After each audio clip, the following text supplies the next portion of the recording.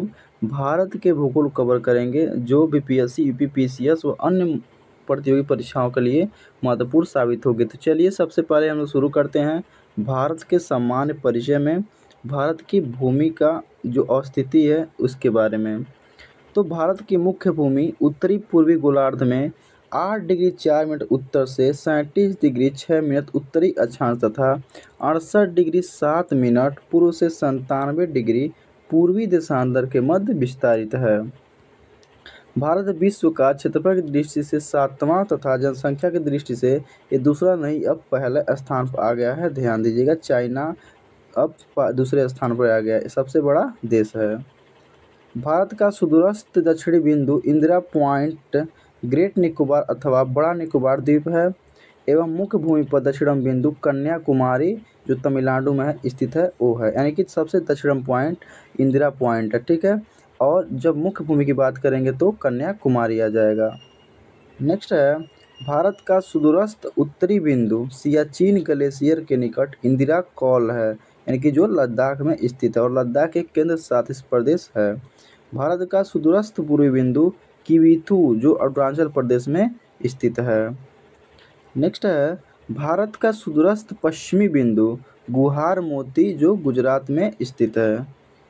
Next देखेंगे भारत की भूभाग की लंबाई पूर्व से पश्चिम 2933 किलोमीटर तथा उत्तर से दक्षिण 3214 किलोमीटर है।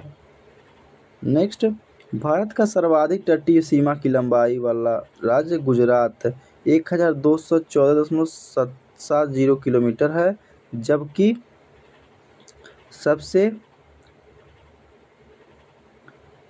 सर्वाधिक तटीय सीमा की लंबाई वाला केंद्रशासित प्रदेश जो है वो अंडमान एवं निकोबार द्वीप समूह स्थित है, जो 1962 किलोमीटर है। गोवा की तटरेखा सबसे छोटी 118 किलोमीटर है। नेक्स्ट है भारत के 9 राज्यों गुजरात, महाराष्ट्र, गोवा, कर्नाटक, केरल, तमिलनाडु, आंध्र प्रदेश, उड़ीसा एवं पश्चिम बंगाल की सीमा समुद्र तट से लगी हुई, यानी कि भारत के 9 राज्य ऐसे हैं जिनकी सीमा समुद्र तट से लगी हुई है। नेक्स्ट है 82 डिग्री 30 मिनट पूर्वी देशांतर रेखा प्रयागराज, मिर्जापुर आदि से होकर गुजरती है। भारत का मानक समय ग्रीनविच माध्य समय रेखा से 5/1/2 घंटा आगे, यानी कि 5.5 घंटा यानी 5:30 ये जो है आगे है। नेक्स्ट देखेंगे भारत एवं पड़ोसी देश। भारत की स्थलीय सीमा से लगे पड़ोसी देशों की संख्या जो है वो 7 है। भारत की सबसे लंबी अंतर्राष्ट्रीय स्थलीय सीमा बांग्लादेश के साथ है, इसकी लंबाई 4096.7 किलोमीटर है, जबकि सबसे छोटी अंतर्राष्ट्रीय स्थलीय सीमा जो है वो अफगानिस्तान के साथ है 106 किलोमीटर। अब देखेंगे हम लोग भारत के पड़ोसी देशों में लगे भारतीय राज्य केंद्रशासित प्रदेश। देखिए अब देखेंगे यहाँ पे पाकिस्तान से कौन राज्य सीमा बनाता है, तो पाकिस्तान से पंजाब, गुजरात और राजस्थान, जम्मू कश्मीर तथा लद्दाख बनाता है। बांग्लादेश के साथ सीमा लगाने वाले राज्य हैं मिजोरम, त्रिपुरा, असम, पश्चिम बंगाल तथा मेघालय। चीन के साथ सीमा लगाने वाले हैं हिमाचल प्रदेश, उत्तराखंड, सिक्किम, अरुणाचल प्रदेश और एक यूटी लगता है लद्दाख। भूटान से सीमा लगने वाले जो राज्य हैं पश्चिम बंगाल, सिक्किम, अरुणाचल प्रदेश और असम। म्यांमार से सीमा लगने वाले राज्य हैं अरुणाचल प्रदेश, नागालैंड, मणिपुर और मिजोरम। नेपाल से सीमा लगने वाला उत्तराखंड, उत्तर प्रदेश, बिहार, सिक्किम और पश्चिम बंगाल। अफगानिस्तान से सिर्फ एक यूटी लगता है, यानी कि केंद्र शासित प्रदेश, वो है लद्दाख और 106 किलोमीटर ये सीमा साझा करता है, सबसे छोटी सीमा।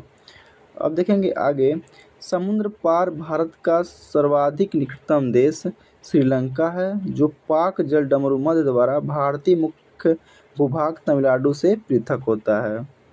सिक्किम प्रदेश की सीमाएं 3 देशों नेपाल, भूटान एवं चीन से मिलती है, यानी कि सिक्किम जो है वो 3 देश से सीमा साझा करता है, नेपाल से, भूटान से और चीन से। पाकिस्तान भारत से रेड क्लिफ रेखा द्वारा पृथक होता है। आगे है चीन भारत से मैकमोहन रेखा द्वारा पृथक होता है, यानी कि चाइना और भारत का सीमा का जो लाइन है वो मैकमोहन लाइन कहलाता है। नेक्स्ट है अफगानिस्तान और भारत से द्वंद्व रेखा द्वारा पृथक होता है। अब देखिए भारत का भौतिक स्वरूप। भौतिक रचना तथा धरातल के स्वरूप के अनुसार भारत को मुख्य 4 भागों में बांटा जा सकता है। अब देखेंगे तो 4 भाग कौन कौन से हैं। तो पहला है उत्तरी पर्वतीय प्रदेश, प्रायद्वीपीय पठार, विशाल मैदान जिसमें उत्तर का विशाल मैदान भी आ जाएगा, द्वीपीय भाग व तटीय मैदान। आगे देखेंगे उत्तरी पर्वतीय प्रदेश को 4 भागों में बांटा गया है, यानी बारी बारी सब लोग देखेंगे। ट्रांस हिमालय सबसे पहले आ जाता है। इसके अंतर्गत काराकोरम, लद्दाख, जास्कर आदि पर्वत श्रेणियाँ आती हैं। केटू या गाडविन आस्टीन, नेक्स्ट स्लाइड में देखेंगे केटू या गाडविन आस्टीन जिसकी लंबाई जो है यानी कि ऊंचाई 8,611 मीटर काराकोरम पर्वत श्रेणी की सर्वोच्च चोटी है, जो भारत की भी सर्वोच्च चोटी यानी कि भारत की सर्वोच्च चोटी केटू है। ट्रांस हिमालय तथा बृहद हिमालय को सिंधु सांगपो सीचर जोन अलग करता है। अब देखेंगे बृहद हिमालय के बारे में। इसकी औसत ऊंचाई जो है वो 6,000 मीटर है। विश्व की सर्वोच्च चोटी एवरेस्ट जो है 8,848.86 मीटर इसी पर्वत श्रेणी का एक भाग है, जो नेपाल में स्थित है। Mount Everest. Mount Everest Nepal में स्थित है और इसे नेपाल में सागर माथा कहा जाता है। देखेंगे अगला कंचनजंगा जिसकी ऊंचाई 8,598 मीटर है। नंगा पर्वत, नंदा देवी, कामेत व नामचा वर्मा आदि बृहद हिमालय की महत्वपूर्ण चोटियाँ हैं, यानी कि ये सब बृहद हिमालय की चोटियाँ हैं। अब देखेंगे थर्ड पे लघु हिमालय। लघु हिमालय मध्य हिमालय अर्थात हिमालय श्रेणी में पीर पंजाल, महाभारत, मसूरी, धौलाधर और नाग टिब्बा श्रेणियाँ स्थित हैं। पीर पंजाल जो कश्मीर में है लघु हिमालय की सबसे लंबी श्रृंखला है। अब देखेंगे लास्ट वाह हिमालय के बारे में। वाह हिमालय देखेंगे, वाह हिमालय को शिवालिक या निम्न हिमालय भी कहा जाता है। हिमालय का प्रादेशिक विभाजन देखेंगे और विस्तार और लंबाई देखेंगे। तो सर्वप्रथम है प्रादेशिक विभाजन में पंजाब हिमालय आता है, ठीक है। इसका विस्तार है सिंध एवं सतलज नदियों के साथ और इसकी कुल लंबाई है 500 किलोमीटर। कुमायूं हिमालय आता है सेकेंड पर। इसका जो विस्तार है सतलज एवं काली नदियों के मध्य और 320 किलोमीटर इसकी लंबाई है। नेपाल हिमालय आता है, उसके बाद काली एवं तीस्ता नदियों के मध्य इसका विस्तार है और 800 किलोमीटर इसकी कुल लंबाई है। असम हिमालय देखेंगे, ये तीस्ता एवं ब्रह्मपुत्र नदियों के मध्य स्थित है, जो 720 किलोमीटर इसकी लंबाई है। अब हम लोग आगे देखेंगे दूसरे नंबर पर प्रायद्वीपीय पठार। प्रायद्वीपीय पठार पुराने क्रिस्टलीय आग्नेय तथा रूपांतरित शैलों से बना हुआ है। अरावली की पहाड़ी गुजरात, राजस्थान, हरियाणा एवं दिल्ली तक फैली हुई है और जो अरावली की पहाड़ी है ये सबसे पुरानी पहाड़ी है, ध्यान रखिएगा। ये सबसे पुराना पर्वत है। इसका निर्माण प्री कैम्ब्रियन काल में हुआ था।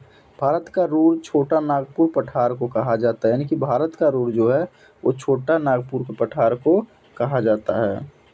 अब देखेंगे अजंता की पहाड़ी महाराष्ट्र राज्य के औरंगाबाद जिले में स्थित है। दक्षिण भारत की सबसे ऊंची चोटी है जो है वो अनाई मुड्डी है, जिसकी कुल ऊंचाई 2,695 मीटर है। अन्नामलाई की पहाड़ी पर जो स्थित है। अब तीसरा देखेंगे उत्तर भारत के विशाल मैदान को सिंधु गंगा का मैदान भी कहा जाता है। उत्तर भारत के विशाल मैदान को विशिष्ट धरातलीय स्वरूप के आधार पर 4 भागों में बांटा जाता है। वो 4 भाग कौन कौन से हैं इसके बारे में देखेंगे। यह भाबर प्रदेश, बांगर प्रदेश, खादर प्रदेश और तराई प्रदेश। द्वीपीय भाग देखेंगे हम लोग। अंडमान एवं निकोबार तथा लक्षद्वीप भारत में 2 द्वीप समूह हैं। अंडमान एवं निकोबार द्वीप समूह बंगाल की खाड़ी में स्थित हैं। अंडमान और निकोबार द्वीप समूह में कुल 572 द्वीप हैं। 572 द्वीप हैं जिनमें लगभग 550 द्वीप अंडमान द्वीप समूह में और लगभग 22 द्वीप निकोबार द्वीप समूह में स्थित हैं। आगे देखेंगे, अंडमान द्वीप समूह का सबसे बड़ा पत्तन बंदरगाह जो है वो पोर्ट ब्लेयर है, तो दक्षिणी अंडमान में स्थित है। आगे लक्षद्वीप द्वीप समूह अरब सागर में स्थित है। लक्षद्वीप 36 द्वीपों का एक समूह, यानी कि जो लक्षद्वीप है उसमें कुल द्वीपों की संख्या जो 36 है।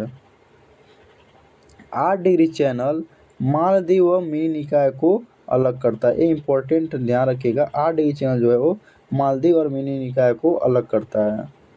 नेक्स्ट है 10 डिग्री चैनल, ये भी इम्पोर्टेंट है, लघु अंडमान और कार निकोबार को अलग करता है। अब देखेंगे हम लोग अपवाह तंत्र यानी कि नदियों के बारे में।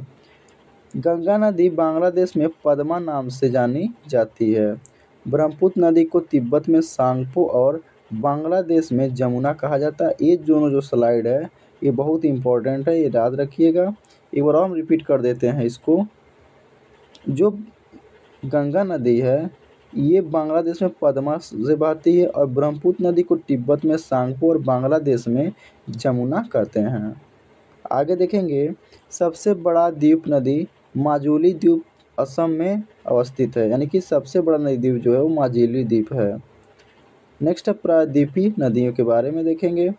नर्मदा और ताप्ती पश्चिम की तरफ प्रवाहित होती हैं, यानी कि जो नर्मदा और ताप्ती हैं ये पश्चिम की तरफ बहती हैं और ये दोनों नदियां जो हैं वो एस्चुरी बनाती हैं। क्षिप्रा नदी के किनारे उज्जैन का विख्यात महाकालेश्वर मंदिर है, जहां प्रति 12 वर्ष में कुंभ का मेला लगता है। प्रायद्वीपीय नदियों का लंबाई के अनुसार घटता क्रम जो है वो गोदावरी, कृष्णा, नर्मदा, महानदी, कावेरी और देखेंगे भारत की नदियों का उद्गम स्थान, उसकी कुल लंबाई और कहाँ वो जाके अपना पानी गिराती हैं। तो शुरू करते हैं। पहले देखेंगे सिंधु नदी। सिंधु नदी जो है वो तिब्बत में मानसरोवर झील के पास बोखरचू के निकट से निकलती है और इसकी जो कुल लंबाई है 2880 किलोमीटर और भारत में लंबाई इसका है 1114 किलोमीटर और ये अपना पानी अरब सागर में गिराती है।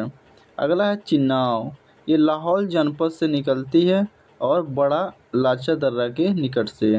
इसकी कुल लंबाई 1180 किलोमीटर है और ये सतलज नदी में अपना पानी जाके मिलाती है, यानी कि सतलज नदी की ये सहायक नदी है। अब रावी देखेंगे, कांगड़ा जिले में रोहतांग दर्रे के समीप से निकलती है और इसकी कुल लंबाई जो है वो 725 किलोमीटर और ये अपना पानी चिन्नाव नदी में जाकर मिला देती है, यानी कि जो रावी नदी है ये चिन्नाव की सहायक नदी है। झेलम देखेंगे, यह पीर पंजाल पर्वत पर स्थित वेरीनाग झरने से निकलती है। इसकी लंबाई 724 किलोमीटर और ये भी चिन्नाव में अपना पानी मिला देती है, अर्थात झेलम भी चिन्नाव नदी की एक सहायक नदी है। आगे देखेंगे ब्यास नदी। रोहतांग दर्रे के समीप ब्यास कुंड से 4000 मीटर की ऊंचाई से निकलती है और इसकी कुल लंबाई 470 किलोमीटर है। और हरिके यानी कि कपूरथला जो पंजाब में स्थित है इसके समीप सतलज नदी में अपना पानी मिला देती है। सतलज देखेंगे, मानसरोवर झील के समीप स्थित राक्षस ताल से निकलती है और 1500 किलोमीटर की कुल लंबाई है और भारत में इसकी लंबाई 1050 किलोमीटर है और ये अपना पानी सिंधु नदी में जाके गंगा नदी जो है वो गंगोत्री के पास गोमुख हिमानी से निकलती है और इसकी कुल लंबाई जो भारत में है वो 2525 किलोमीटर है और बंगाल की खाड़ी में गिर जाती है। रामगंगा नदी देखेंगे, नैनीताल के समीप गढ़वाल की पहाड़ी में स्थित दूधा टोली श्रेणी से निकलती है और इसकी कुल लंबाई 6096 किलोमीटर है और ये अपना पानी गंगा नदी में कन्नौज के निकट मिला देती है, यानी कि रामगंगा नदी जो है वो गंगा नदी की सहायक नदी है। अब देखेंगे शारदा नदी। शारदा नदी जो है वो कुमायूं हिमालय का मिलाम हिमनद से निकलती है। 596 किलोमीटर इसकी लंबाई है। बहरम घाट के समीप घाघरा नदी में अपना पानी गिरा देती है। गंडक नदी जो नेपाल से निकलती है इसकी कुल लंबाई 425 किलोमीटर है। गंगा नदी में मिल जाती है पटना के निकट सोनपुर जिले में। कोसी नदी देखेंगे गोसाईनाथ चोटी के उत्तर से निकलती है, 730 किलोमीटर इसकी कुल लंबाई है और गंगा नदी से मिल जाती है। और कोसी नदी को बिहार का शोक के नाम से जाना जाता है। यमुना नदी देखेंगे बंदरपूछ के पश्चिमी ढाल पर स्थित यमुनोत्री हिमानी से निकलती है और 1384 किलोमीटर इसकी लंबाई है और गंगा नदी में अपना पानी प्रयागराज में मिला प्रयागराज में ये संगम बनाती है। चंबल नदी देखेंगे मध्य प्रदेश के मालवा पठार के महू के निकट ऊंचाई जो इसकी है 6600 मीटर से निकलती है और 965 किलोमीटर इसकी कुल लंबाई है। यमुना नदी में अपना पानी गिरा देती है इटावा के पास। अब देखेंगे बेतवा नदी मध्य प्रदेश के रायसेन जिले में विंध्याचल पर्वत से निकलती है और 596 किलोमीटर इसकी कुल लंबाई है और यमुना नदी में ये अपना पानी गिरा देती है हमीरपुर जिले के पास। नेक्स्ट है सोन नदी अमरकंटक की पहाड़ी से निकलती है, 780 किलोमीटर कुल लंबाई है। गंगा नदी में मिल जाती है पटना के पास। ब्रह्मपुत्र नदी देखेंगे तिब्बत में मानसरोवर झील के निकट आंगसी हिमानी से निकलती है, 2900 किलोमीटर इसकी कुल लंबाई और भारत में 996 किलोमीटर है और बंगाल की खाड़ी में जाकर अपना पानी गिरा देती है और बांग्लादेश में इसे पद्मा नाम से जाना जाता है। नर्मदा नदी देखेंगे विंध्याचल पर्वत श्रेणियों में स्थित अमरकंटक पठार से निकलती है, 1312 किलोमीटर इसकी कुल लंबाई और खंबात खाड़ी में अपना पानी गिरा देती है। ताप्ती नदी देखेंगे बैतूल जिले के मुल्ताई से निकलती है, 724 किलोमीटर इसकी कुल लंबाई है। सूरत के निकट कम्बाट की खाड़ी में अपना पानी गिरा देती है। अब माही नदी देखेंगे विंध्यन पर्वतीय क्षेत्र में धार जिला मध्य प्रदेश से निकलती है, 583 किलोमीटर की कुल लंबाई और खंभात की खाड़ी में अपना पानी गिरा देती है। और माही नदी ऐसी नदी है जो कर्क रेखा को 2 बार काटती है। आगे देखेंगे लूनी नदी अजमेर राजस्थान में पश्चिमी अरावली पर्वत, ये 511 किलोमीटर इसकी कुल लंबाई और कच्छ किरण जो है ये अपना वहीं पर पानी गिरा देती है, यानी विलुप्त हो जाती है। किसी सागर या खाड़ी में पानी नहीं गिराती, ये कच्छ किरण में ही विलुप्त हो जाती है। महानदी देखेंगे छत्तीसगढ़ के धमतरी जिले में सिहावा के समीप से निकलती है, 851 किलोमीटर इसकी कुल लंबाई है। बंगाल की खाड़ी में इसका मुहाना है। क्षिप्रा नदी देखेंगे कंकरी बरड़ी पहाड़ी इंदौर से निकलती है, 210 किलोमीटर की कुल लंबाई है और चंबल नदी की ये सहायक नदी है। साबरमती देखेंगे अरावली पर्वत से निकलती है, 371 किलोमीटर इसकी कुल लंबाई है और खंभात की खाड़ी में अपना पानी गिरा देती है। बनास नदी देखेंगे खमनोर की पहाड़ी अरावली पर्वत इसका उद्गम स्थान है और 512 किलोमीटर इसकी कुल लंबाई चंबल नदी से मिल जाती है। कृष्णा नदी देखेंगे महाबलेश्वर महाराष्ट्र के समीप पश्चिमी घाट से निकलती है, 1400 किलोमीटर कुल लंबाई है और बंगाल की खाड़ी में अपना पानी गिरा देती है। आगे देखेंगे कावेरी नदी ब्रह्मगिरी पहाड़ी कर्नाटक के कुर्ग जिले से निकलती है, 800 किलोमीटर की कुल लंबाई है, बंगाल की खाड़ी में अपना पानी गिरा देती है।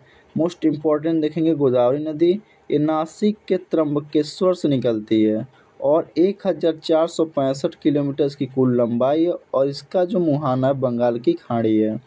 तुंगभद्रा देखेंगे कर्नाटक में पश्चिमी घाट पहाड़ की गंगामूल चोटी से तुंगा था समीप में ही कादुर से भद्रा नदी का उद्गम स्थान है, 531 किलोमीटर इसकी कुल लंबाई है और कृष्णा नदी में ये अपना पानी गिरा देती है तुंगभद्रा नदी।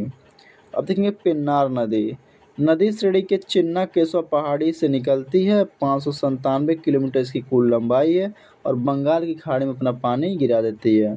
पेरियार नदी देखेंगे शिवगिरी चोटी के वन क्षेत्र से निकलती है, यानी केरल में 244 किलोमीटर की कुल लंबाई और सागर में अपना पानी गिरा देती है। हुगली नदी देखेंगे यह गंगा की एक शाखा है जो धुलिया के दक्षिण में गंगा से अलग होती है, यानी कि पश्चिम बंगाल में धुलिया से दक्षिण में गंगा से अलग होती है और 260 किलोमीटर की कुल लंबाई और बंगाल की खाड़ी में अपना पानी गिरा देती है। अब देखेंगे नदियों के किनारे बसे प्रमुख नगर के बारे में, ये इंपॉर्टेंट क्वेश्चन है, बार बार क्वेश्चन एराइज होता है। तो देखेंगे दिल्ली जो है वो यमुना नदी के किनारे बसा हुआ है। आगरा है जो यमुना नदी किनारे बसा हुआ है। बरेली शहर जो है वो राम गंगा नदी के किनारे बसा है, और राम गंगा नदी जो है वो गंगा नदी की एक सहायक नदी है। मथुरा जो है वो यमुना नदी के किनारे बसा हुआ है। कानपुर जो है गंगा नदी के किनारे बसा हुआ है, इम्पोर्टेंट रखिएगा कानपुर। प्रयागराज जो है ये गंगा यमुना के संगम पर स्थित है। वाराणसी जो है वो गंगा नदी किनारे स्थित है। कन्नौज जो गंगा नदी किनारे स्थित है। लखनऊ गोमती नदी के किनारे स्थित है, इम्पोर्टेंट बार बार क्वेश्चन एराइज होता है। अयोध्या जो है वो सरयू नदी के किनारे स्थित है। जौनपुर देखेंगे ये गोमती नदी के किनारे स्थित है। बद्रीनाथ अलकनंदा नदी के किनारे। फिरोजपुर सतलज नदी के किनारे स्थित है। कोलकाता शहर जो है वो हुगली नदी के किनारे शहर है। डिब्रूगढ़ देखेंगे जो असम में स्थित है, ये ब्रह्मपुत्र नदी के किनारे स्थित है। कोटा देखेंगे चंबल नदी के किनारे स्थित है। कोटा जो राजस्थान में है, जो IIT यानी नीट वगैरह का हब माना जाता है, ये जो है चंबल नदी के किनारे स्थित है। उज्जैन देखेंगे ये क्षिप्रा नदी के किनारे स्थित है। जबलपुर जो है, जबलपुर ये नर्मदा नदी के किनारे स्थित है। जबलपुर MP में स्थित है, ध्यान रखिएगा, MP का एक शहर है। गुवाहाटी जो है ये ब्रह्मपुत्र नदी के किनारे स्थित है। पंढरपुर जो है वो भीमा नदी के किनारे स्थित है। अहमदाबाद शहर जो है साबरमती के किनारे स्थित है। जमशेदजीपुर जो है वो स्वर्ण रेखा नदी के किनारे स्थित है, और जमशेद जो है वो झारखंड का एक शहर है। हैदराबाद जो है वो मूसी नदी के किनारे स्थित है।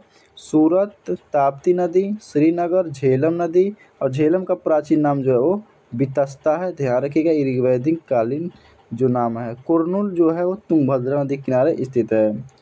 कटक जो है वो महान नदी के किनारे स्थित है। नासिक गोदावरी नदी के किनारे स्थित है। श्रीरंगपट्टनम कावेरी नदी के किनारे स्थित है। तिरुचिरापल्ली कावेरी नदी के किनारे स्थित है। ओरछा शहर जो है वो बेतवा नदी के किनारे स्थित है। लुधियाना शहर जो पंजाब में स्थित है, ये सतलज नदी के किनारे स्थित है। विजयवाड़ा जो है वो कृष्णा नदी के किनारे स्थित है। अब देखेंगे भारत के प्रमुख नगरों और उनके उपनाम के बारे में, यानी कि किस नगर को किस नाम से जाना जाता है। ईश्वर का निवास स्थान प्रयागराज को जाना जाता है। स्वर्ण मंदिर का शहर अमृतसर को जाना जाता है। अमृतसर में 13 अप्रैल 1919 में जलियांवाला बाग हत्याकांड हुआ था, जिसमें हजारों लोग मारे गए थे। मंदिरों एवं घाटों का नगर जो है वो वाराणसी है। अरब सागर की रानी किसे कहते हैं, तो कोच्चि को कहते हैं। नेक्स्ट है पूर्व का वेनिस किसे कहा जाता है, तो कोची को ही कहा जाता है। त्योहारों का नगर मदुरै को कहा जाता है। कर्नाटक का रत्न जो है वो मसूरी को कहा जाता है। गुलाबी शहर जो है जयपुर का, यानी पिंक सिटी के नाम से मशहूर जो है वो जयपुर है। पूर्व का पेरिस जो है वो जयपुर ही है। भारत का पेरिस जो है वो भी जयपुर ही है। भारत का स्विट्जरलैंड कश्मीर को कहा जाता है। भारत का मिनी स्विट्जरलैंड जो है वो खज्जियार को कहा जाता है। पूर्व का स्कॉटलैंड मेघालय को कहा जाता है। दक्षिण का कश्मीर केरल को कहा जाता है। राजस्थान का गौरव चित्तौड़गढ़ है, और राजस्थान का प्रवेश द्वार भरतपुर है। राजस्थान का थर्मोपल्ली हल्दी घाटी को कहा जाता है। भारत का हॉलीवुड मुंबई को कहा जाता है, और भारत का प्रवेश द्वार मुंबई को कहा जाता है। गेटवे ऑफ इंडिया यहीं पर स्थित है। 7 टापुओं का नगर मुंबई को कहा जाता है। इस्पात नगरी जमशेदजी जो झारखंड में स्थित है।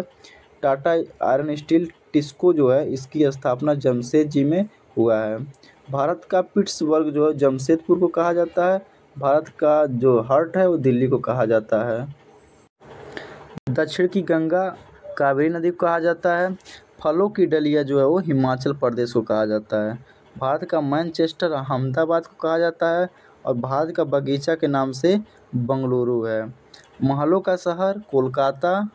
मसालों का बगीचा जो है वो केरल है। छोटा नागपुर की रानी जो है वो नेतरहाट जो झारखंड में स्थित है। पर्वतों की रानी जो है वो मसूरी है। 5 भूमियों की भूमि जो है वो पंजाब है।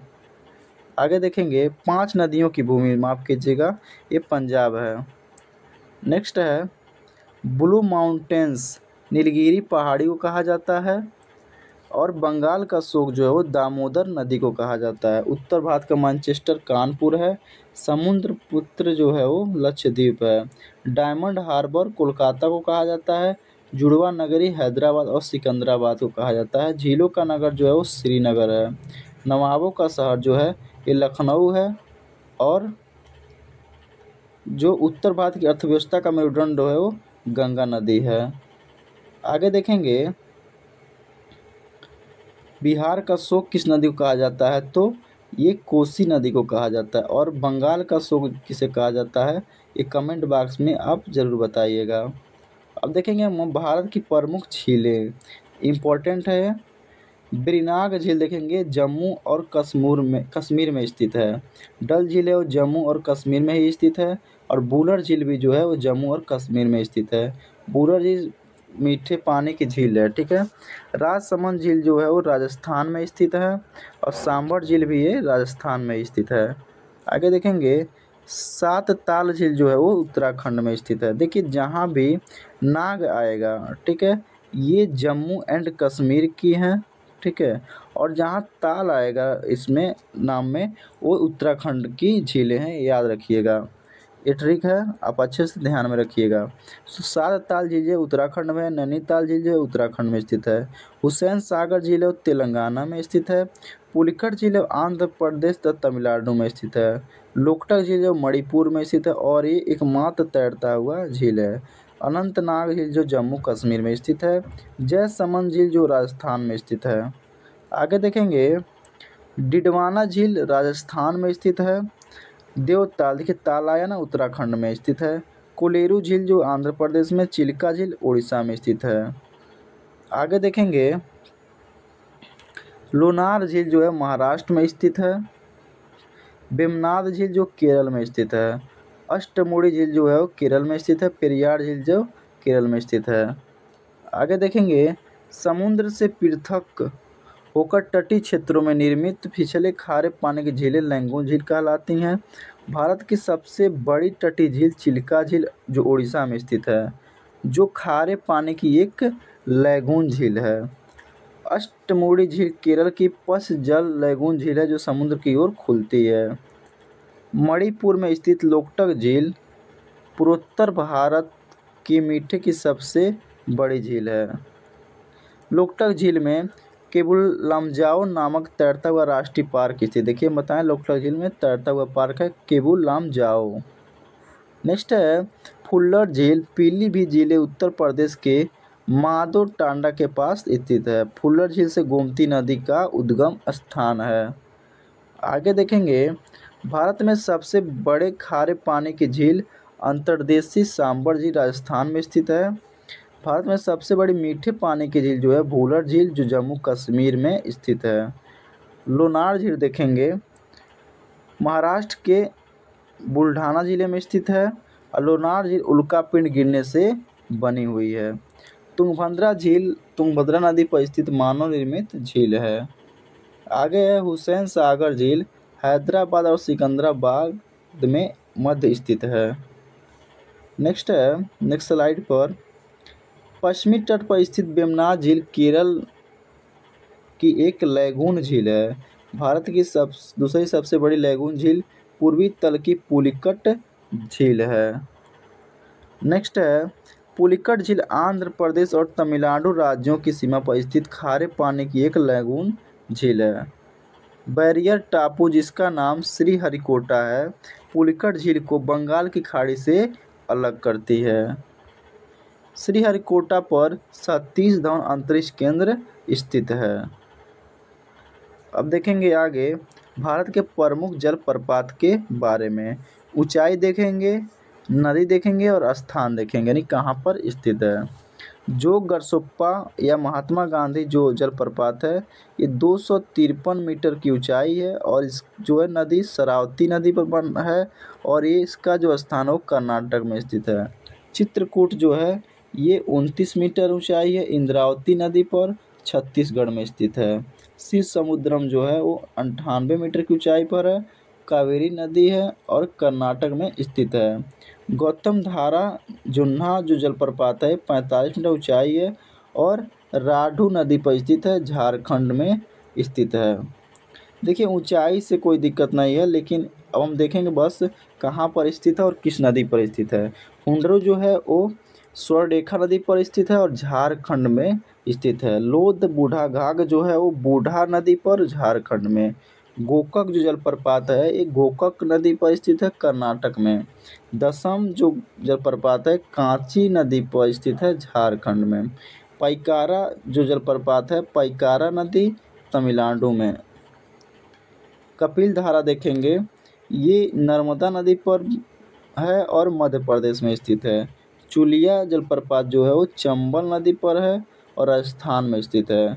धुआंधार जो जलप्रपात है इम्पोर्टेंट है, गरसोप्पा सबसे ऊंचा भी ध्यान रखिएगा, और धुआंधार जो है ये नर्मदा नदी पर स्थित है और मध्य प्रदेश में है।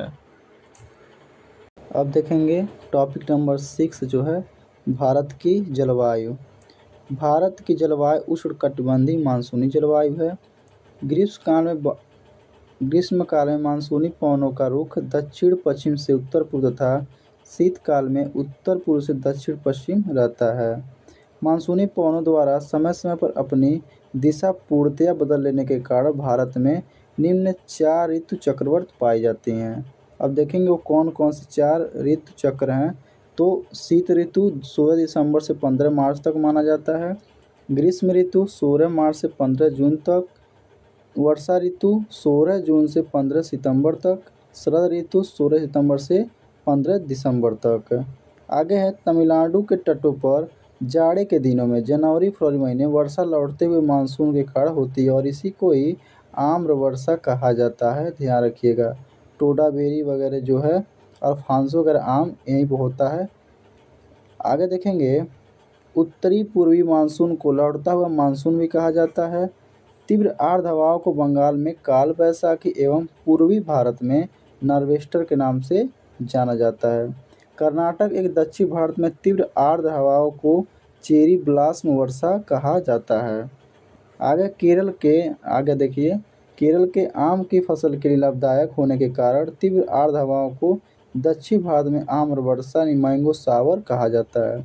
ग्रीष्म ऋतु में उत्तर पश्चिमी भारत के शुष्क भागों में चलने वाली गर्म एवं शुष्क हवाओं को लू कहा जाता है। ये उत्तरी पश्चिमी भारत जो है यहाँ पे चलता है। इसे उत्तर प्रदेश का उत्तरी और बिहार का जो उत्तरी भाग है यहाँ पे लू चलता है सबसे अधिक। आगे देखेंगे अरब सागर का शाखा मानसून सबसे पहले जून के प्रथम सप्ताह में भारत के केरल राज्य में आता है। भारत में सबसे कम वार्षिक वर्षा प्राप्त करने वाला स्थान जो है वो लेह है, जिसका नापा गया है औसतन 9.2 सेंटीमीटर। दक्षिण पश्चिम मानसून की बंगाल की खाड़ी शाखा अरब सागर की मानसून शाखा की तुलना में सबसे अधिक शक्तिशाली है। आगे देखेंगे नेक्स्ट स्लाइड पे है शरद ऋतु को मानसून प्रत्यावर्तन काल कहा जाता है। भारत की मिट्टी देखेंगे अब 7 नंबर टॉपिक है। भारतीय कृषि अनुसंधान परिषद ने भारत की मिट्टियों को 8 वर्गों में विभाजित किया है। भारत में पाई जाने वाली प्रमुख मिट्टियों का विवरण इस प्रकार है।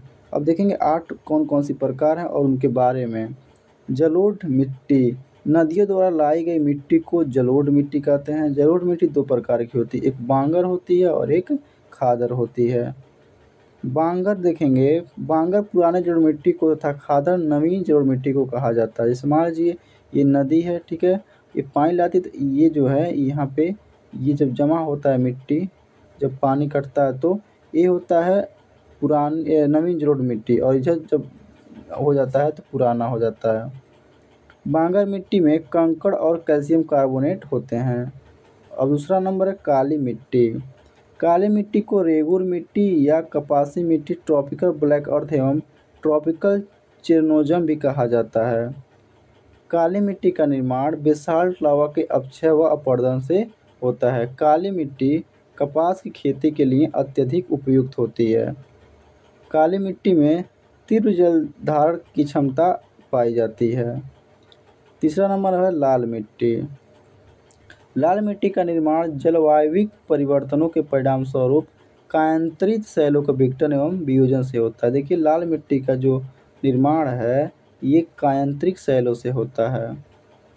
लौह के ऑक्साइड यानी कि फेरिक ऑक्साइड की उपस्थिति का इसका रंग लाल होता है। अब लाल मिट्टी का जो रंग है वो लोहे के ऑक्साइड के कारण होता है। लाल मिट्टी प्रायः उर्वरता विहीन बंजर भूमि के रूप में पाई जाती है। अब नेक्स्ट है लैटराइट मिट्टी। लैटराइट मिट्टी में लौह ऑक्साइड एवं एल्युमिनियम ऑक्साइड की प्रचुरता होती है। लैटराइट मिट्टी कोकोआ, काजू, चाय एवं इलायची की खेती के लिए उपयुक्त होती है। और काली मिट्टी जो है, ध्यान रखिएगा, एक कपास की खेती के लिए मशहूर होती है। अब देखेंगे नेक्स्ट स्लाइड पर कृषि की प्रमुख विधियाँ। ठीक है, देखिए पहला विधि जो है वो हाइड्रोपोनिक्स है। जल में पौधों का उगाना यानी कि मृदा रहित कृषि होता है इससे। पोमोकल्चर फलों का उत्पादन। ओलेरीकल्चर सब्जियों का उत्पादन। हॉर्टिकल्चर बागवानी का उत्पादन। विटीकल्चर जो होता है अंगूर की खेती। पिसीकल्चर कहलाता है मत्स्य पालन। सेरीकल्चर होता है रेशम कीट पालन। आगे देखेंगे एपीकल्चर होता है मधुमक्खी पालन। फ्लोरीकल्चर होता है फूलों का उत्पादन। ये सब इम्पोर्टेंट आप याद करके रखिएगा। वर्मी कल्चर है केचुआ का उत्पादन, और केचुए को किसान का मित्र कहा जाता है।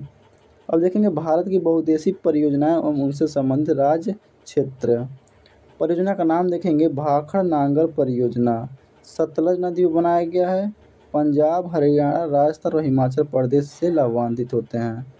ब्यास देखेंगे पोंग बांध, ब्यास नदी बनाया गया है। राजस्थान, पंजाब, हरियाणा, हिमाचल प्रदेश से लाभान्वित होते हैं। इंदिरा गांधी नहर देखेंगे ब्यास एवं सतलज का संगम पे बनाया गया है। ये राजस्थान, हरियाणा, पंजाब द्वारा इसे सिंचाई होती है। चंबल देखेंगे, चंबल नदी बनाया गया है, चंबल परियोजना। मध्य प्रदेश और राजस्थान इससे लाभान्वित होते हैं। दामोदर घाट परियोजना जो है ये सबसे पहला बहुउद्देशीय परियोजना था। तो दामोदर घाट परियोजना दामोदर नदी बनाया गया है, पश्चिम बंगाल एवं झारखंड। हीराकुंड बांध जो है महानदी बनाया गया है और उड़ीसा। हीराकुंड बांध जो है वो भारत का सबसे लंबा बांध है, और सबसे ऊंचा बांध जो है वो भाखड़ नांगल बांध है। मयूराक्षी परियोजना मयूराक्षी नदी पश्चिम बंगाल एवं झारखंड इससे लाभान्वित होते हैं। कोसी परियोजना कोसी नदी बिहार तथा नेपाल। तुंगभद्रा परियोजना तुंगभद्रा नदी कर्नाटक एवं तेलंगाना। और इम्पोर्टेंट देख लेंगे।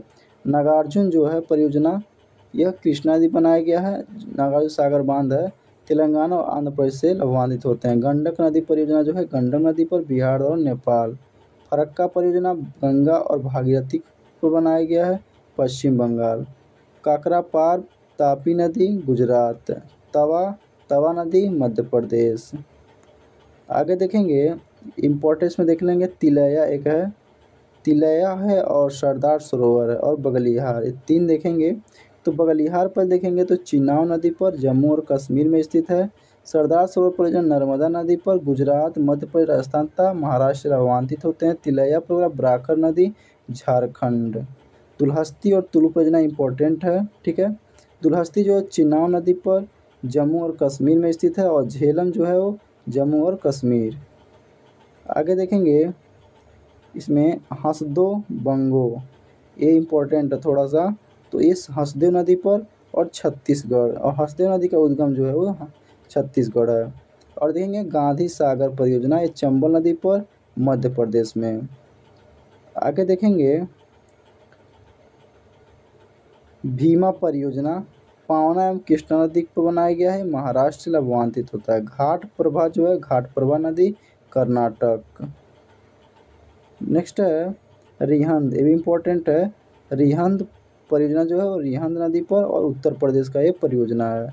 माता टीला बांध जो है वो बेतवा नदी बनाया गया है, उत्तर प्रदेश और मध्य प्रदेश से लाभान्वित होते हैं। रामगंगा परियोजना जो है रामगंगा नदी उत्तराखंड, और रामगंगा नदी जो है वो गंगा नदी की सहायक नदी है। टिहरी बांध जो है भागीरथी उत्तराखंड। टिहरी बांध को याद करना है, तो मान लीजिए कोई टी है, ठीक है ना, तो भागीरथी है, तो भागते भागते टी से नीचे उतरा, यानी कि टिहरी बांध उत्तराखंड, और भागते भागते भागीरथी नदी। इडुक्की परियोजना पेरियार नदी केरल में बनाया गया है। आगे देखेंगे प्रमुख खनिज भंडार शीर्ष राज्य केंद्रशासित प्रदेश, यानी कि कौन से खनिज में सबसे अग्रणी राज्य है, और थर्ड तक देखेंगे इसमें। बॉक्साइट का सबसे ज़्यादा उत्पादन उड़ीसा करता है, द्वितीय पर आंध्र प्रदेश और थर्ड पर गुजरात है। कोयला 1 अप्रैल 2019 के आंकड़े के अनुसार जो है वो झारखंड सबसे अधिक उत्पादन करता है, दूसरे पर उड़ीसा है और छत्तीसगढ़ तीसरे पर है। ग्रेफाइट देखेंगे, अरुणाचल पहले स्थान पर, दूसरे पर जम्मू कश्मीर और तीसरे पर उड़ीसा।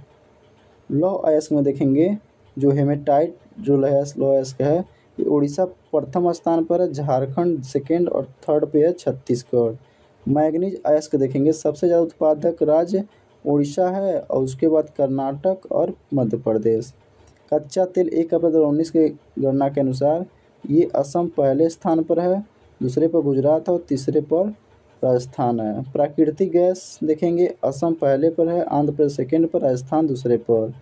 ताम्र अयस्क देखेंगे राजस्थान पहले पर है, सेकेंड पर झारखंड और थर्ड पर मध्य प्रदेश है। स्वर्ण धातु यानी कि सोना कर्नाटक पहले स्थान पर है, सेकेंड पर राजस्थान, थर्ड पे आंध्र प्रदेश है।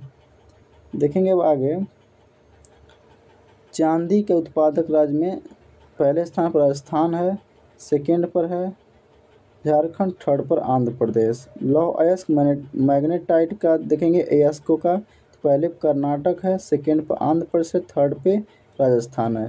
हीरा का सबसे बड़ा उत्पादक जो है मध्य प्रदेश और पन्ना की खान जो है यहाँ सबसे ज़्यादा हीरा का उत्पादन होता है, सेकेंड पर आंध्र प्रदेश और थर्ड पे छत्तीसगढ़।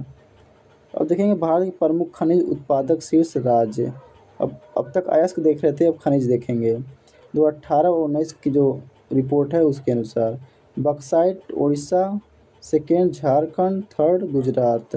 कोयला का सबसे ज़्यादा तो छत्तीसगढ़ है, ताम्र अयस्क का सबसे ज़्यादा मध्य प्रदेश, हीरा का मध्य प्रदेश, स्वर्ण जो है यानी सोने का कर्नाटक है। ग्रेफाइट का देखेंगे लगभग देखिए जो इसका अयस्क जो पहले स्थान पर था वही इसमें खनिज का है, तो ग्रेफाइट का उड़ीसा सबसे पहले। लौह अयस्क देखेंगे अब उड़ीसा इसमें भी है, मैग्नीज अयस्क मध्य प्रदेश। कच्चा तेल देखेंगे ये भी राजस्थान और प्राकृतिक गैस में सबसे ज़्यादा असम, सेकेंड पर त्रिपुरा। चांदी का देखेंगे राजस्थान पहले स्थान पर है, ठीक है, और कर्नाटक दूसरे स्थान पर। अब देखेंगे आगे राष्ट्रीय राजमार्ग का नियंत्रण केंद्रीय लोक निर्माण विभाग एवं राष्ट्रीय राजमार्ग प्राधिकरण द्वारा किया जाता है। वर्तमान में भारत में कुल 599 राष्ट्रीय राजमार्ग हैं। राष्ट्रीय राजमार्ग की लंबाई वाले 5 भारतीय राज्य 2020-21 की रिपोर्ट की स्थिति से पहले जो है महाराष्ट्र है, सेकेंड पर उत्तर प्रदेश, थर्ड पे राजस्थान, मध्य प्रदेश और गुजरात। ये लंबाई के आधार पर था। अब देखेंगे स्वर्णिम चतुर्भुज योजना के अंतर्गत भारत के 4 महानगरों दिल्ली, मुंबई, चेन्नई और कोलकाता को 5,846 किलोमीटर लंबे राजमार्ग द्वारा आपस में जोड़ा। बेसिक सड़क सांख्यिकी 2017-18 के अनुसार सबसे अधिक प्रांतीय राजमार्ग वाले राज्यों में Maharashtra 38,999 kilometre, Karnataka 19,521 kilometre, Gujarat 17,201 kilometre. आगे देखेंगे नेक्स्ट स्लाइड पर राजस्थान ये चौथे स्थान पर है 15,085 किलोमीटर, आंध्र प्रदेश 13,604 किलोमीटर। अब देखेंगे रेल परिवहन के बारे में। भारत में पहली रेलगाड़ी गवर्नर जनरल लॉर्ड डलहौजी के कार्यकाल में 16 अप्रैल 1853 को मुंबई से ठाणे के मध्य चलाई गई। भारतीय रेलवे बोर्ड की स्थापना मार्च 1905 में की गई थी। वर्ष 1944 में भारतीय रेल का राष्ट्रीयकरण किया गया, यानी कि भारतीय रेल का राष्ट्रीयकरण जो है 1944 में किया और 1853 में सबसे पहले रेल चलाई गई और भारतीय रेल बोर्ड की स्थापना जो हुआ था 1905 में हुआ था। आगे भारत में 3 प्रकार की रेलवे लाइनें हैं। अब देखेंगे वो 3 प्रकार की रेलवे लाइनें कौन कौन सी हैं। तो देखेंगे बड़ी लाइन, तो बड़ी लाइन जो है इसकी जो मार्ग की चौड़ाई जो होती है 1.67 मीटर होती है। मीटर लाइन का जो होता है 1 मीटर और छोटी लाइन का जो होता है 762 मिलीमीटर या 610 मिलीमीटर। अब देखेंगे रेलवे जोन है उनके मुख्यालय। भारतीय रेलवे जोन को 18 जोन में बांटा गया है। अब देखेंगे उनके मुख्यालय और रेलवे जोन का नाम। ये बार बार क्वेश्चन पूछा जाता है रेलवे वगैरह एग्जाम में। मध्य रेलवे मुंबई में इसका मुख्यालय है। पूर्वी रेलवे इसका मुख्यालय कोलकाता है। उत्तरी रेलवे एनआर नई दिल्ली है इसका मुख्यालय। अब देखेंगे आगे उत्तरी रेलवे का जो है वो नई दिल्ली है। उत्तर पूर्वी रेलवे गोरखपुर है इसका मुख्यालय। पूर्वी सीमांत रेलवे मालीगांव। दक्षिणी रेलवे चेन्नई है। मध्य प्रदेश रेलवे इसका मुख्यालय सिकंदराबाद है। दक्षिणी पूर्वी रेलवे कोलकाता है। पश्चिमी रेलवे इसका जो है मुंबई चर्च गेट है। पूर्वी मध्य रेलवे जो है हाजीपुर में इसका मुख्यालय है। उत्तरी पश्चिमी रेलवे जोन जो है जयपुर इसका मुख्यालय है। पूर्वी तटवर्ती रेलवे भुवनेश्वर इसका मुख्यालय है।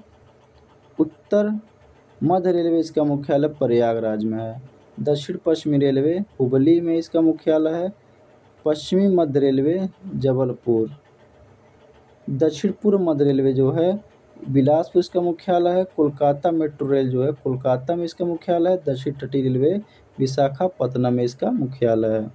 अब आगे देंगे गोरखपुर रेलवे प्लेटफार्म में विश्व का सबसे लंबा प्लेटफार्म 1355.40 मीटर है।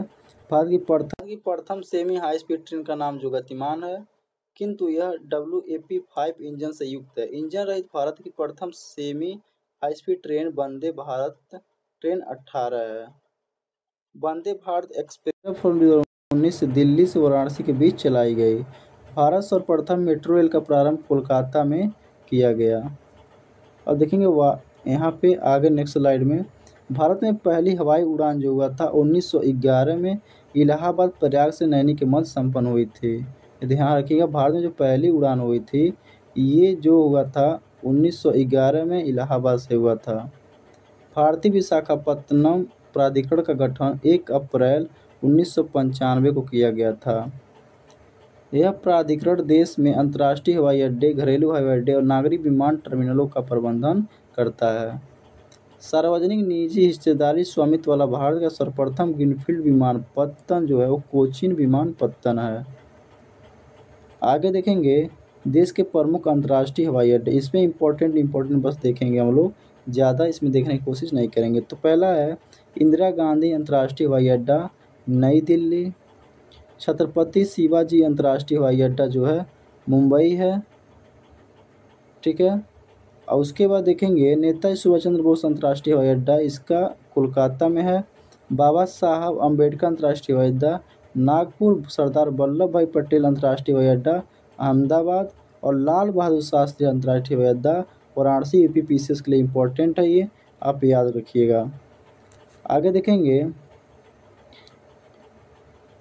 कैंपागोड़ा अंतर्राष्ट्रीय हवाई अड्डा जो है वो बेंगलुरु में है।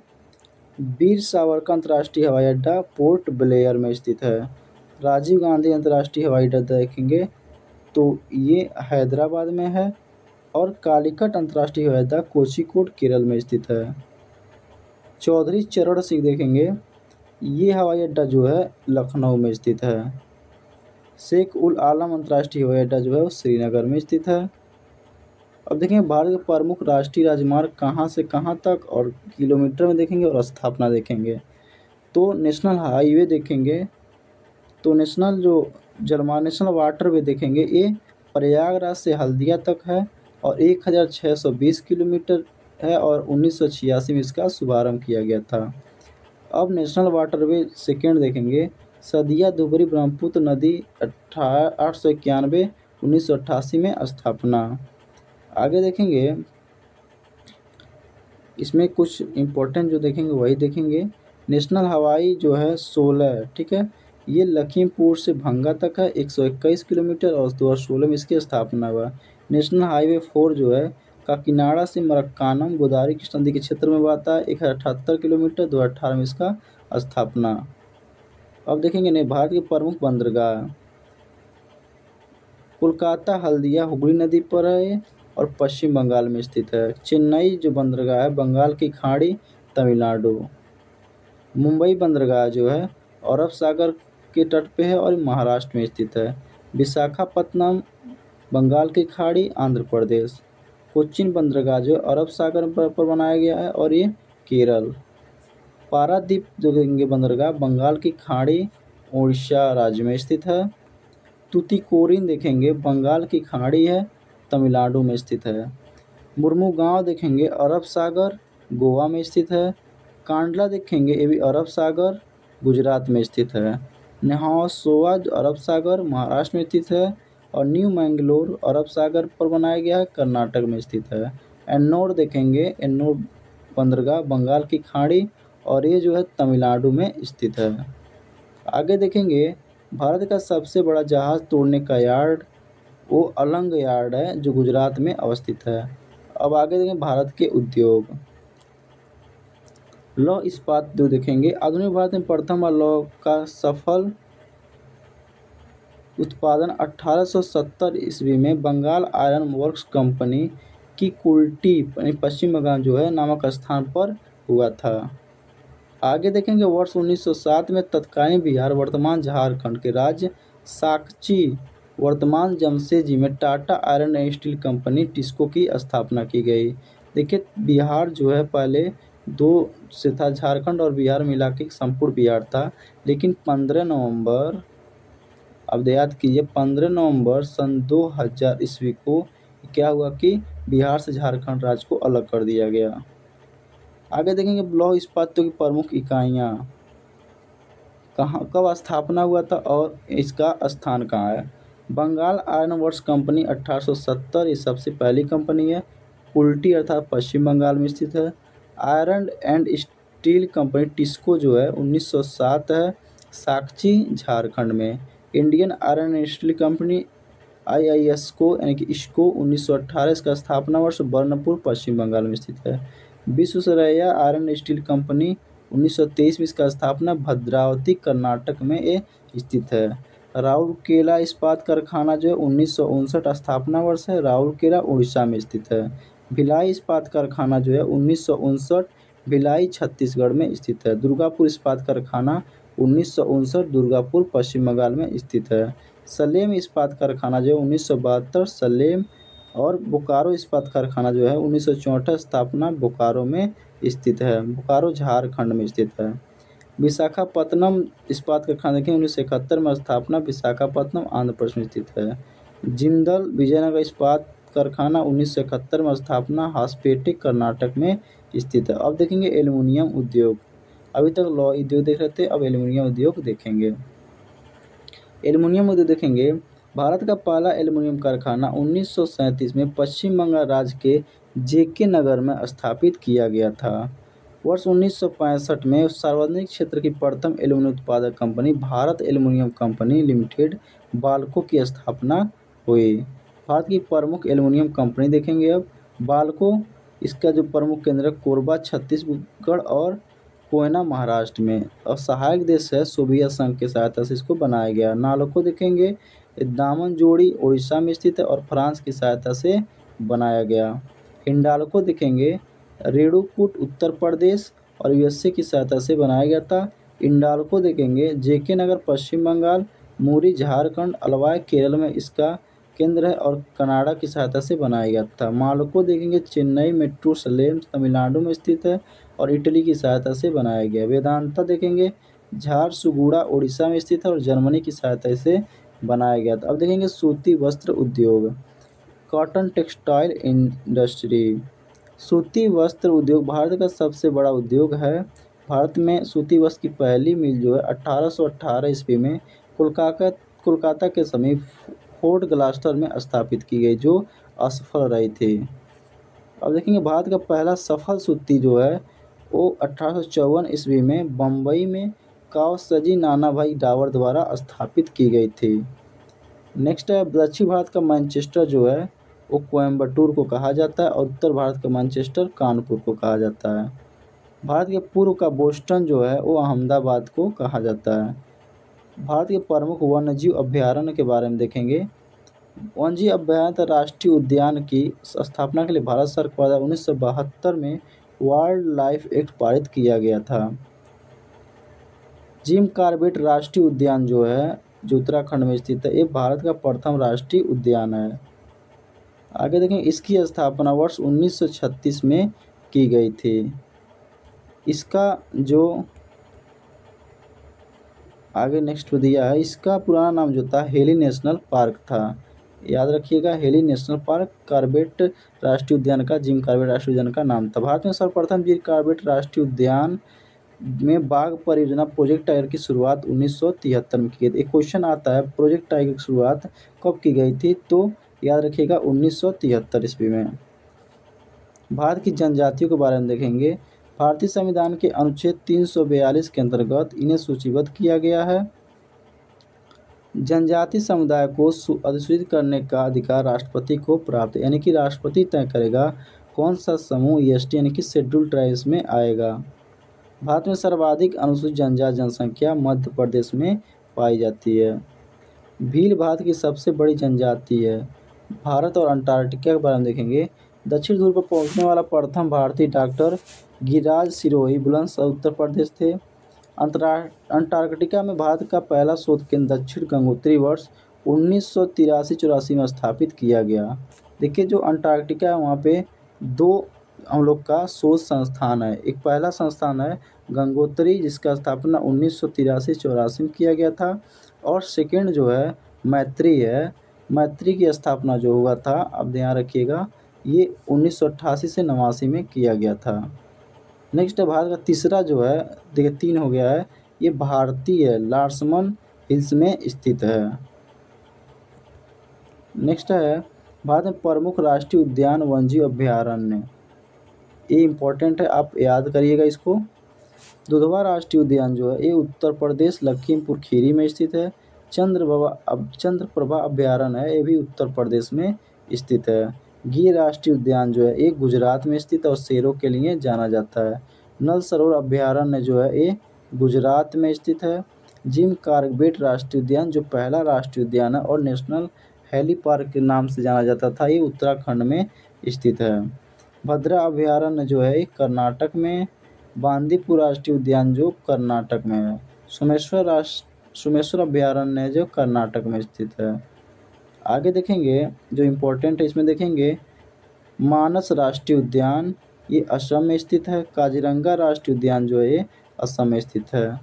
हजारीबाग देखेंगे ये झारखंड में स्थित है। आगे काजीरंगा, ये भी इम्पोर्टेंट है, काजीरंगा राष्ट्रीय उद्यान ये असम में स्थित है। और केवलादेव घाना राष्ट्रीय उद्यान जो है वो राजस्थान में स्थित है। रणथंभौर राष्ट्रीय उद्यान ये भी राजस्थान में है। कुंभलगढ़ वन्यजीव अभयारण्य राजस्थान। सरिस्का राष्ट्रीय उद्यान जो है राजस्थान में स्थित है, यानी कि इसमें देखेंगे आप लोग इतना जो है ये राष्ट्रीय उद्यान राजस्थान में स्थित है। मानस को छोड़ दें और काजीरंगा को छोड़ दें तो। अब देखेंगे पेंच राष्ट्रीय उद्यान जो है ये महाराष्ट्र और मध्य प्रदेश में स्थित है। बोरीवली संजय गांधी राष्ट्रीय उद्यान महाराष्ट्र में स्थित है। भितरकनिका राष्ट्रीय उद्यान जो है ये उड़ीसा में स्थित है। सिमलीपाल उड़ीसा। नंदनकानन उड़ीसा। मधुमलाई वन्यजीव अभयारण्य तमिलनाडु में। पेरियार इम्पोर्टेंट मोस्ट इम्पोर्टेंट, ये केरल में स्थित है। पराम्बिकुलम वन्यजीव अभयारण्य जो है भी केरल में है। आगे देखेंगे दम्फा राष्ट्रीय उद्यान जो है ये मिजोरम में है। कान्हा ये भी इम्पोर्टेंट है, मध्य प्रदेश में। पंचमढ़ी वन्यजीव अभयारण्य जो है ये भी मध्य प्रदेश में है। अब जम्मू कश्मीर के देखेंगे हम लोग राष्ट्रीय उद्यान के बारे में, तो जम्मू कश्मीर में जो है वो 2 राष्ट्रीय उद्यान है। एक है आपका दाची-गांव राष्ट्रीय उद्यान और दूसरा है किश्तवाड़ा राष्ट्रीय उद्यान जम्मू कश्मीर में है। मध्य प्रदेश में बांधवगढ़ राष्ट्रीय उद्यान जो है स्थित है। नागरहोल राजीव गांधी राष्ट्रीय उद्यान कर्नाटक में स्थित है। केबुल लामजाओ राष्ट्रीय उद्यान मणिपुर में, और ये भारत का एकमात्र तैरता हुआ राष्ट्रीय उद्यान है, केबुल लामजाओ राष्ट्रीय उद्यान। भगवान महावीर वन्यजीव अभयारण्य गोवा में स्थित है। आगे देखेंगे ग्रेट हिमालय राष्ट्रीय उद्यान जो है हिमाचल प्रदेश में स्थित है। सुल्तानपुर राष्ट्रीय उद्यान हरियाणा। सुंदरवन राष्ट्रीय उद्यान जो है पश्चिम बंगाल में स्थित है। अबोहर वन्यजीव अभयारण्य पंजाब में स्थित है। नामदफा राष्ट्रीय उद्यान जो है ये अरुणाचल प्रदेश में है। अब देखेंगे भारत की प्रमुख जनजातियों का स्थानिक विवरण। सबसे इम्पोर्टेंट पूछ रहे हैं, अंडमान निकोबार द्वीप समूह जो है इसमें कौन कौन जनजातियाँ पाई जाती हैं, तो सेंटलीज, ओंगे, जारवा, शोम्पेन, निकोबारी। तमिलनाडु में कुरुम्बा, कनिकरन, टोडा, कोटा। आंध्र प्रदेश में चिंचू, कोया, गड्डावा, लंबाड़ा, शवारा, एनाडी। तेलंगाना में जो जनजाति पाई जाती है कोया, कोंद, चेंचू, कुलिया, गडावा। पंजाब में राष्ट्रीय जो जनजाति है वो शांसी है। अब देखेंगे केरल के जो जनजातियां हैं मलयन, पुलेया, कुरुमन, उराली, कादर। कर्नाटक जो है पारधी एरावा नायकड़ा। गुजरात देखेंगे इम्पोर्टेंट है भील शारण कोली। महाराष्ट्र का ये सबसे बड़ी जनजाति भील है तो भील। राजस्थान का जो है वो भी इसमें भी भील पाए जाते हैं। हिमाचल प्रदेश में गद्दी किन्नौर जट बौद्ध गुज्जर। और देखिए गोंड भी जनजाति है ये भी इम्पोर्टेंट है महाराष्ट्र में पाई जाती हैं। जम्मू और कश्मीर देखेंगे बकरवाल गुज्जर जो मुस्लिम हैं। लद्दाख में बाल्टी बेटा यहाँ पे ध्यान रखें बाल्टी बेटा बोटो चांगा कोका टोकवा डाड सिंध दर्रा सोम पुरिप्पा। उत्तराखंड में थारू भोटिया बुक्सा जौनसारी राजे। आगे देखेंगे ज़्यादा इम्पोर्टेंट नहीं है। ये देखेंगे हम लोग नागालैंड के जो हैं वो और विवाद में मणिपुर आता है कुकी और मडी। तो ये देखेंगे विवाद वाला कुकी और मैती जो हैं ये मणिपुर की जनजातियां हैं। नागालैंड की नागा और कछारी। मिजोरम की हंजोक पावी मुजो। त्रिपुरा की हलाल रियांग त्रिपुरी। असम का आप देखेंगे गारो खासी जयंतिया और गारो खासी जयंतिया पहाड़ी भी है मेघालय की। कार्बी कुकी बोडो। पश्चिम बंगाल में लोधा भूमि संथाल लेप्चा। सिक्किम में लेप्चा और भूटिया। अब देख यहीं पे हम लोग का जो वर्ल्ड ज्योग्राफी का सेगमेंट था यानी सॉरी माफ़ कीजिएगा इंडियन जियोग्राफी का जो सेगमेंट था यहाँ पे समाप्त हो जाता है। तो आपको अगर वीडियो पसंद चैनल को सब्सक्राइब करें लाइक करें और शेयर करना ना भूलें। और ऐसे ही वीडियो को से बनने के लिए चैनल को जल्दी सब्सक्राइब कर लें। जय हिंद जय भारत।